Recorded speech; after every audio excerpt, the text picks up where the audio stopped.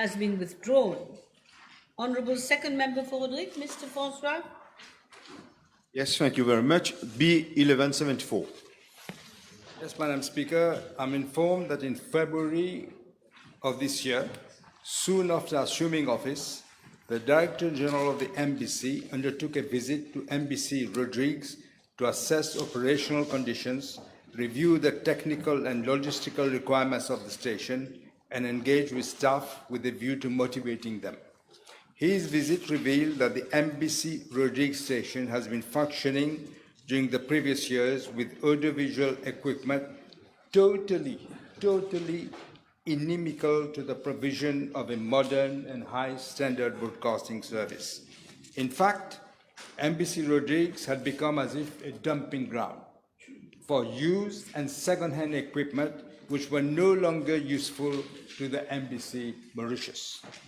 Subsequent to the visit in March 2025, a technical team comprising a broadcast officer, a senior broadcast officer, and a consultant were commissioned to carry out a comprehensive technical audit and to evaluate both the production and training needs of MBC Rodrigues.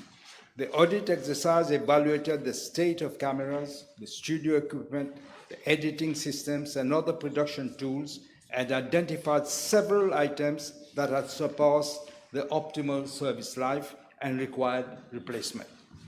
Furthermore, Madam Speaker, in October and November 2025, technical missions were carried out in Rodrigues by a team from the MBC and Multi-Carrier Mauritius Limited to improve production capacity, strengthen transmission, reliability, and enhance picture quality. These missions have delivered tangible results, including improved studio lighting, camera adjustments, and enhanced picture quality. Maintenance was also carried out on all the transmitter sites, including FM radio. The survey has confirmed that radio coverage was satisfactory. No complaint regarding picture quality, reliability, or coverage has been reported following the audit and maintenance exercise. All the MBC channels remain available across Rodrigues.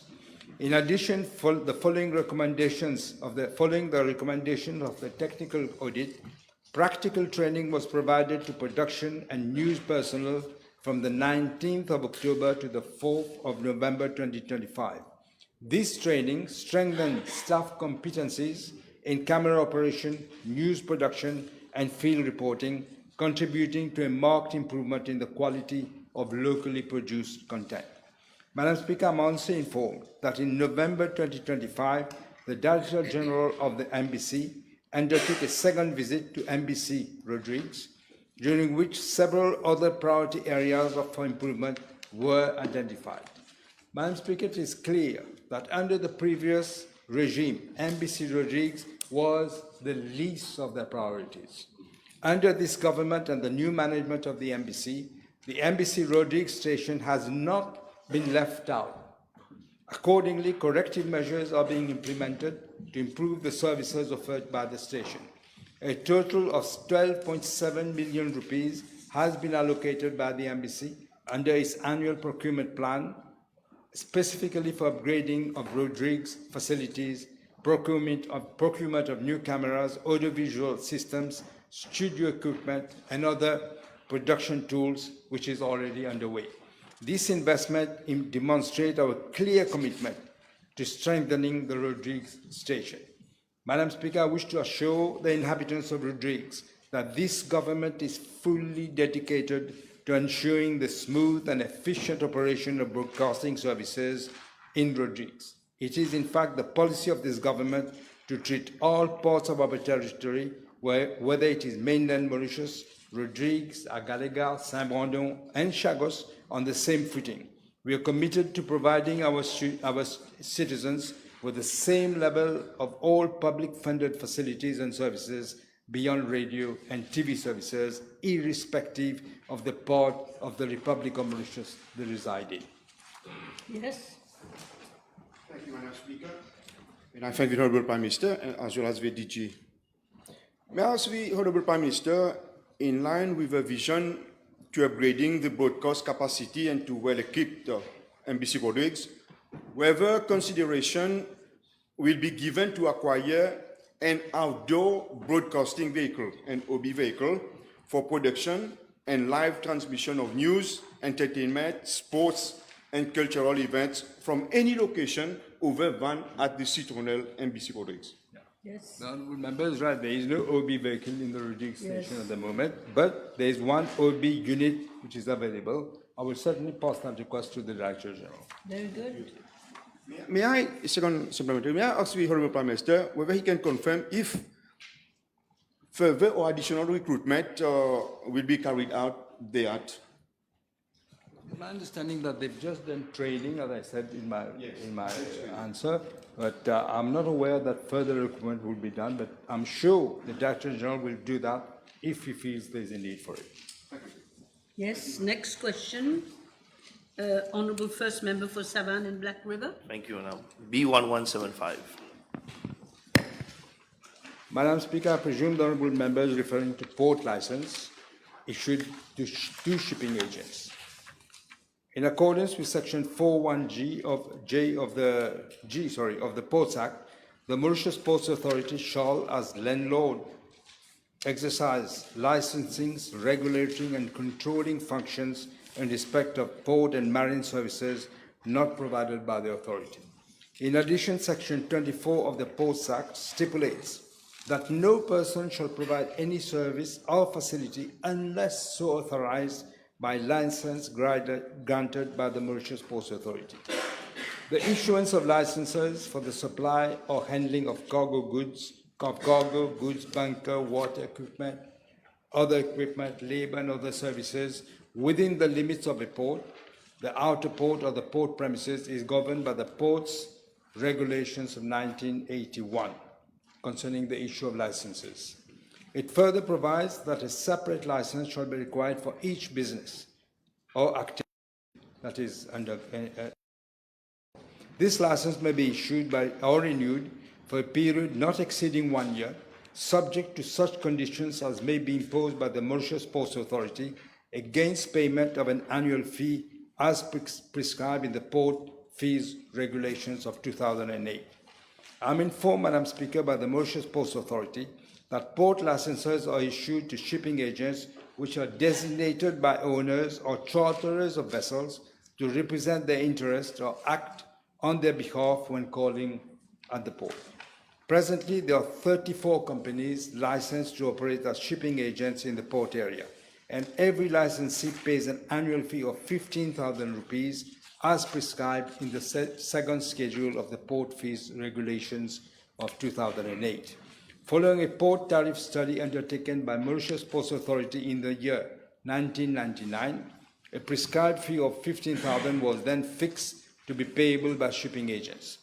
The House will note that since the last 25 years, these fees have not been reviewed. I'm further informed, Madam Speaker, that a contract was awarded on the 1st of October 2024. That is just a few weeks before the general election, for the conduct of a port tariff study by Strategic Networking Partners and Consulting Limited for a sum of 7,202,267 rupees exclusive of VAT. The scope of the study is to set a revised tariff structure that will reflect the real value of port services provided and benchmark with those practiced regionally and internationally. The consulting company was expected to submit the final report in April 2025. However, the draft final report was submitted 7 months later, on the 28th of November 2025.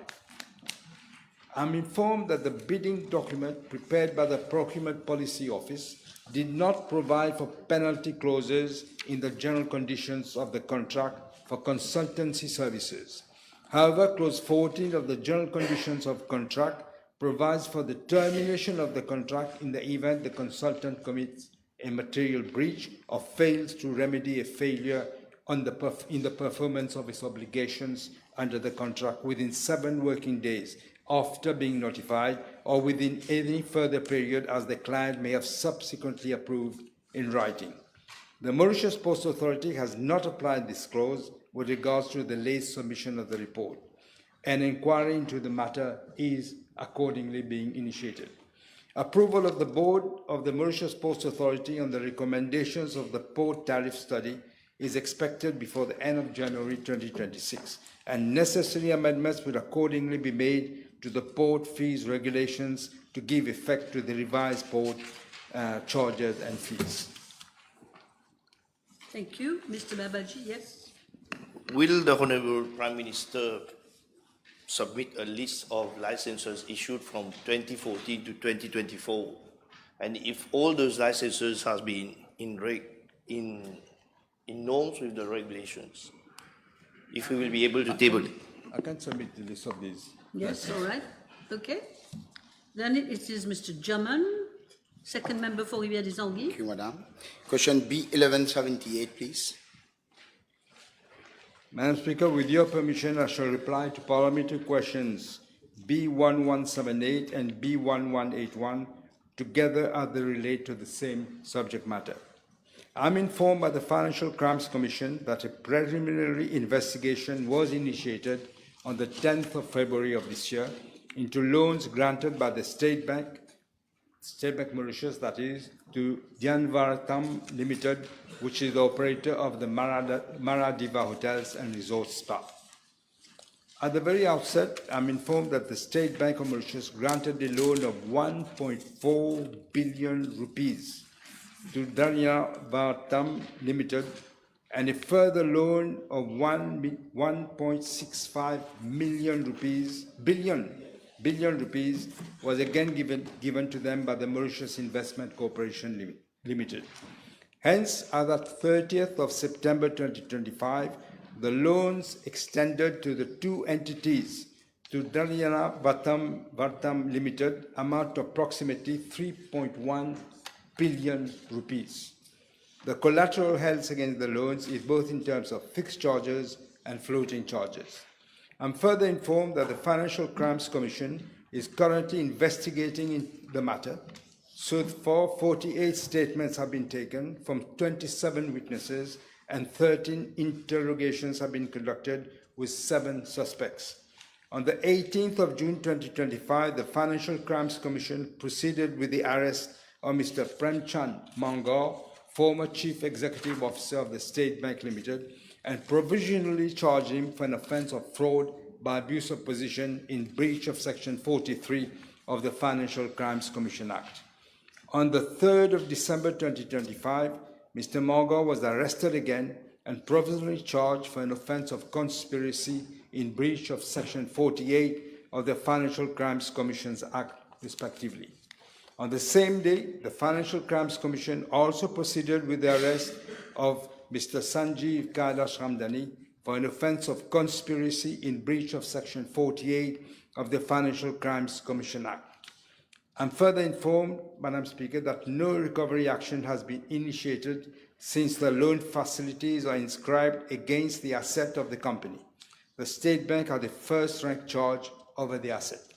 And as the House is aware, there is an ongoing inquiry into the matter. Therefore, I cannot give other information. Thank you. Yes, Mr. Jaman. Thank you, Madam. Can the Honorable Prime Minister inform the House whether the former chairman of the SBM Holding, Mr. Satar Haji Abdullah, has been interrogated as he has been dealing with such toxic loans? I'm not aware of who is being interrogated, but the inquiry is ongoing. Okay. Yes, Mr. Bijan, because both questions were taken Thank together. you, Madam Speaker. Can the Honourable Prime Minister inform the House what was the purpose for which the loans were contracted? I'm not sure. It so happened that there were huge loans. What are the purpose? I cannot say at this point. Another one, yes? Thank you, Madam Speaker. But can the Honourable Prime Minister inform the House what was the guarantee that were submitted so that the loan be disbursed? I didn't go into the nitty-gritty because there is an inquiry going on and I don't want to prejudice the inquiry. Thank you. We'll find out in due course. Yes. All right. Now we have Honourable Second Member for Vieux-Grand-Port, Rosebel. Yes. Thank you, Madam Speaker. It's question B/1179, please. Madam Speaker, when this government took office in November last, the forex market was in total chaos. The exchange rate of the Mauritian rupee was on a steeply declining slope, depreciating at a very rapid pace vis-à-vis all currencies, in particular against the US dollar, thus fueling inflationary pressures in the economy and rapidly eroding the purchasing power of the population. This, Madam Speaker, is the situation we inherited. In fact, from December 2014 to October 2024, the rupee depreciated, some say intentionally, by 46% against the US dollars and by 21% against the British pound. To make matters worse, the previous government even indulged in money printing of over 180 billion rupees purposely to give a false sense of prosperity to Mauritians. This has exacerbated the already excess liquidity situation in the banking system, which further, as we all know, fuels inflationary pressures. It is no wonder, Madam Speaker, that consumer prices in Mauritius increased by a dramatic 43.3% from December 2014 to October 2024, and import prices went up by 63%. I think these figures speak for themselves. The dramatic fall in the value of the Mauritian rupee has had a profound and far-reaching adverse effects on our economy, affecting households, businesses, and overall confidence in the system. One of our first priorities when we came into power was to correct the disastrous mismanagement of the previous government. The Bank of Mauritius has acted urgently to stabilize the value of the rupee and to curb inflationary pressures through its monetary policy. The Bank of Mauritius adjusted its policy rate in February of 2025. It also issued instructions to banks to ensure that forward transactions are priced in a fair manner and in accordance with market fundamentals. In addition, the Bank of Mauritius has sold $244 million on the market from November 2024 to the 4th of December 2025. At the level of government, we have supported the efforts to increase the supply of forex on the market by imposing that at least 85% of the proceeds from sales of villas under the Property Development Scheme should be paid in rupees. Furthermore, as from this fiscal year, all businesses that receive at least 50% of their annual turnover in foreign currency are paying their tax in foreign currency. The tourist fee of €3 per night per tourist, effective as from the 1st of October this year, is also generating additional foreign exchange for the country. Madam Speaker, these measures have contributed to an improvement in the forex market conditions. I'm informed by the Bank of Mauritius that as from the 3rd of January 2025 to the 4th of December 2025, the rupee has appreciated by 3.4% against the US dollars, whereas during the same period, it actually depreciated by 5.5%. During the same period, the Bank of Mauritius has also successfully reduced the depreciating trend against the British pound from 6% to 3.6%. The measures taken to stabilize the exchange rate have contributed to a fall in headline inflation in Mauritius. Import prices have actually gone down by 4.4% between the third quarter of 2024 and the second quarter of 2025. The headline inflation rate is estimated at 3.5% in November 2025, well within the target range of 2 to 5%. Madam Speaker, it is clear today that the shift away from the previous regime's opacity, ad hoc policymaking, and excessive money printing have restored a sense of predictability and discipline to our economic management. The rupee is now more stable. We have been able to reduce inflation, and I said it stands at 3.5% this month. May I remind the House also that a number of amendments to the Statistics Act were introduced in the Finance Act of 2025 so as to restore credibility and independence to Statistics Mauritius. Our actions have brought the country back on a path of economic stability and investor confidence has been restored, but we have still a long way to go. Thank you. Yes. Now, Mr. Babaji. once more, yes. B1180, please. Madam Speaker, I'm informed by the Commission on Prisons that as at 4th of December 2025, there was a total of 2,848 detainees in prisons. With regards to Part A of the question, I'm also informed that there are presently 214 female detainees in our prisons. Regarding Part B1 of the question, I'm informed by the Commission on Prisons that there are 359 detainees who are HIV positive. Upon admission, all detainees undergo medical examination, which includes HIV testing. While some detainees are already aware of their HIV positive status before their admission, others are diagnosed with the routine blood test conducted on site.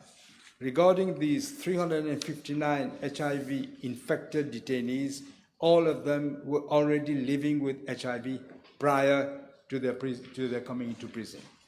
Madam Speaker, with respect to Part B2 of the question, I presume that the Honourable Member's question pertains to antiretroviral therapy, ART, which targets HIV viruses. I'm informed by the Commission of Prisons that detainees who are diagnosed with HIV are immediately placed under antiretroviral therapy. The treatment is provided in accordance with the guidelines of the World Health Organization and national health protocols. The treatment is continuous and uninterrupted throughout detention, including during court appearances, hospital admissions, or transfers between prisons. I'm also informed that awareness and sensitization campaigns on HIV are organized by the Mauritius Prison Service in collaboration with the Ministry of Health and Wellness and the NGO Kinuete across all penal institutions throughout the year. For instance, in the context of the World AIDS Day, which was observed on the 1st of December this year, a candlelight vigil was held at the Eastern High Security Prison, Melrose, in memory of those who passed away with HIV in Mauritius. Thank you. Mr. Babaji is all right. Mr. Edouard, yes. Honourable Fourth Member for Rodrigues. Madam Speaker, B1182. Madam Speaker, I'm informed by the Mauritius Revenue Authority that over the past 3 financial years, the quantum of tax revenue collected by the authority in Rodrigues was as follows: 148 million in financial year 2022-2023, 137.4 million in financial year 2023-2024, and 156.6 million in financial year 2024-2025. I'm further informed that the income tax collected in Rodrigues amounted to 81.5 million in financial year 2022-2023, 68.7 million in financial year 2023-2024, and 78.6 million in financial year 2024-2025. Regarding VAT, the following amounts were collected: 64.8 million in financial year 2022-2023, 67.3 million in financial year 2023-2024, and 76.4 million in financial year 2024-2025. Madam Speaker, although the tax collection in Rodrigues is 150 million rupees on average annually, government provides more financial resources for the economic and social development of Rodrigues. In fact, the current financial year, the total resource allocated to Rodrigues amount to 10.1 billion rupees, of which 5.78 billion of recurrent and capital grants to the Rodrigues Regional Assembly, 1 billion rupees for the construction of the new runway at Plancoai, 340 million rupees for the development of the water sector, 223 million for the subsidy on ration, rice, flour, LPG, petroleum products and cement, and 60 million for land drainage projects. Yes, thank you. Honourable fourth member for Port Louis North. Madam Speaker, I'm informed by the Chief Executive Officer of the National Agency for Drug Control that the Drug Control Board, at its fourth meeting held on the 16th of October of this year, decided to set up a technical committee comprising experts in public health, the criminal justice system, fiscal policy, neuroscience, addiction medicine, harm reduction, and representatives from the Ministry of Health and Wellness to conduct a comprehensive review of the three proposed technical models on the regulation of cannabis, namely depenalization, decriminalization, and regulated legislation. As part of its preparatory work, the agency has initiated discussions with the UNODC and WHO for Mauritius to benefit from specialized expertise and ensure that the review is fully aligned with global best practices and public health standards. In parallel, consultations are being held with the Attorney General's Office to address the legal complexities associated with the three proposed models and to determine the precise legislative drafting requirements for any future implementation within the Mauritian legal framework. Madam Speaker, the technical committee is planning to meet in January of 2026 and will produce a legal brief outlining the domestic requirements and the international treaty compliance options for the regulation of cannabis. In parallel, from January to March 2026, an assessment of the public health impacts will be carried out to identify the most equitable and effective model. It is expected that the draft blueprint and proposed administrative framework will be submitted by July 2026. Yes, Madam Speaker, why is it that the technical committee has been set up, but that the select committee of Parliament, which was promised by Alliance du Changement, comprising of members of both sides of the House, to assist, to give views and to, of course, deliberate on the issues of the drug problem and to make recommendation to that entity. Why is it that this part has not been done and you have proceeded with the technical committee? I believe that they wanted to have experts' opinion first before addressing that issue with the Parliament. So, may I ask then, Madam Speaker, when will that select committee then see the light of day so that members of Parliament can also participate in this national problem? yes. But that doesn't depend on me. It depends on when. But you're not saying no. I'm not saying no. Yeah, you're not saying no. That is, Mr. Jaman, second member. Thank you, Madam. I've already called the member. But please. Please, you cannot. I've already called the member. You had two supplementaries. Yes. Thank you, Madam. Question B1184, please.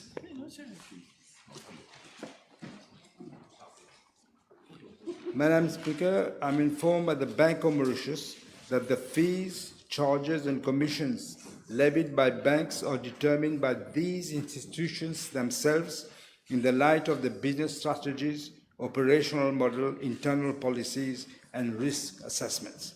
Nonetheless, as the regulator for the banking sector, the Bank of Mauritius closely monitors the fees, charges, and commissions charged by the its licensees to ensure that they are not inordinate. Whilst the banking market is driven by competition, the Bank of Mauritius also focuses on protecting customers of banking services against abusers.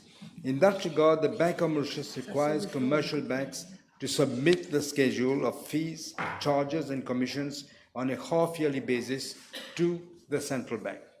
With a view to enhancing transparency and enabling consumers of banking services to make informed choices, the Bank of Mauritius has made it mandatory for all banks to upload all information pertaining to fees and charges on their website and to affix these conspicuously in all branches. The templates of all commercial banks are also published on the website of the Bank of Mauritius to enable customers to have a comparative view of all fees, charges, and commissions charged by the banks. Furthermore, banks are obligated to notify the Bank of Mauritius of any change affected in the fees, charges and commissions, in which case these changes and the impact are assessed to safeguard the interests of the customers and the public. This last submission by commercial banks of their fees and charges template was made in July 2025. By virtue of Section 6 of the Bank of Mauritius Act 2004, the Bank of Mauritius has the power to regulate the fees and charges in respect to the services provided by these financial institutions and impose such limitation on the quantum of these fees and charges as it may deem appropriate. I'm also informed by the Bank of Mauritius that issues pertaining to fees, charges, commissions, as well as improvements to be brought to customer service delivery are discussed with the chief executive officers of all the commercial banks during its quarterly banking committee meeting chaired by the governor of the bank. The last such meeting was held on the 19th of November of this year. With regard to part B of the question, I'm further informed by the Bank of Mauritius that although there are no generally agreed international norms or standards relating to fees and charges levied by banks, the Bank of Mauritius will carry out a comprehensive study on these fees and charges and take appropriate actions if deemed necessary. Okay, time is up. Now, B 1192, we've been advised. B 1187, 1186, and 1193 have been withdrawn. Now we